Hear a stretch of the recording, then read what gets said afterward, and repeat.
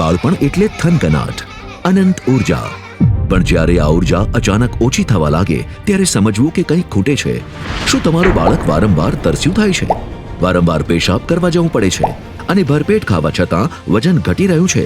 સાવધાન, આ juvenile diabetes એટલે કે ટાઈપ 1 ડાયાબિટીસ હોઈ શકે છે. આ બીમારીને સરળ ભાષામાં સમજીએ. આપણા શરીરને કામ કરવા માટે શક્તિ એટલે કે ગ્લુકોઝની જરૂર હોય છે.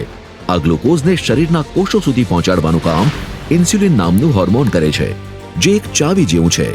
ટાઈપ 1 ડાયાબિટીસમાં બાળકના શરીરમાં આ ઇન્સ્યુલિન બનતું બંધ થઈ જાય છે, એટલે કે તાળું ખોલવાની ચાવી ખોવાઈ જાય છે.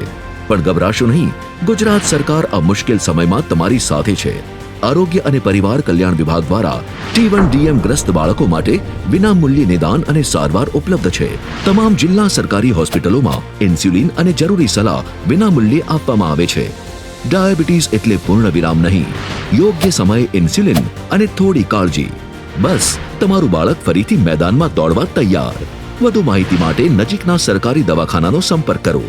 સ્વસ્થ બાળ, નિશ્ચિંત પરિવાર, આરોગ્ય અને પરિવાર કલ્યાણ વિભાગ.